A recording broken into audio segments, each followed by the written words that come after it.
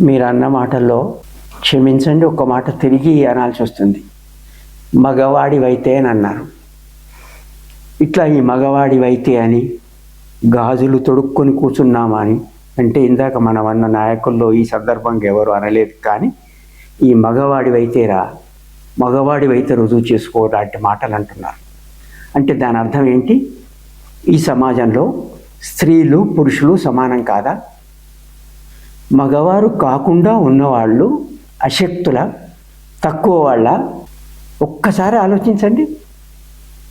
మీరు మనిషివైతే అంటే పశువులను కూడా నిందించినట్టు అవుతుందేమో, అట్లా ఆలోచిస్తే అట్లాంటి మాటలు కూడా మనం అనము. కానీ మగాడివైతే అంటే మహిళలను నిందించినట్టు కాదా? అక్కడ ఎట్లాంటి భావజాలం మనకు అక్కడ కనిపిస్తోంది? పురుషాధిక్య సమాజంలో ఇంకా మనం కొనసాగి పురుషులే అధికులు అని నమ్మి మీరు మగవారైతే మాట్లాడండి అనేలాంటి మాటలు సంపూర్ణంగా మీరు అన్న మాటను తిరిగి నేను అనలేకపోతున్నాను.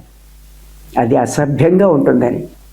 అట్లా అనడం ఎంతవరకు సరి అయిందంటే ఒక్కసారి దయచేసి అందరు నాయకులు కూడా ఇట్లా మగవాడైతే లాంటి మాటలు దయచేసి అనకండి.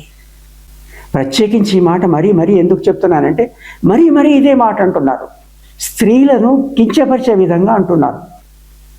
స్త్రీలు పురుషులు సంపూర్ణ సమానంగా ఉండాల్సినటువంటి వారు కదా, సమాన హక్కులతో ఉండాల్సినటువంటి వాళ్ళు కదా, సమానంగా ఒకళ్ళనొకళ్ళు గౌరవించుకోవాల్సిన సమాజంలో ఉండాల్సిన వాళ్ళు కదా.